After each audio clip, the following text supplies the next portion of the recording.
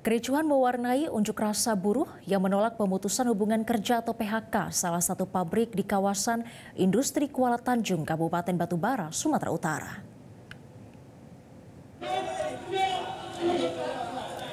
Kericuhan terjadi di depan pabrik PT Bakri Renewable Chemicals (BRC) di Desa Lalang, Kecamatan Medang Deras, Batubara, Sumatera Utara pada Kamis siang. Massa yang tergabung dalam Federasi Serikat Buruh Nikeuba Konfederasi Serikat Buruh Seluruh Indonesia atau KSBSI nyaris bentrok dengan pihak perusahaan. Namun kericuhan dapat diredam aparat kepolisian yang mengawal aksi unjuk rasa.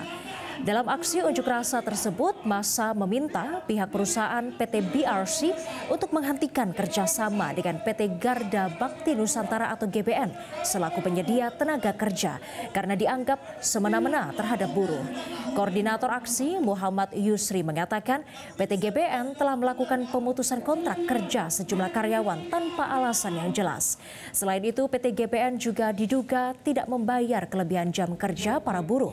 Namun mediasi antara buruh dengan pihak PT BRC tidak membuahkan hasil.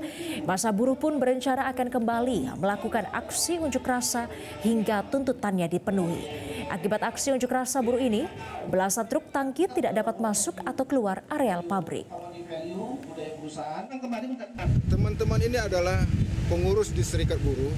Mereka merasa mungkin teman-teman ini vokal dalam mengkritik perusahaan, kemudian memberi masukan yang benar.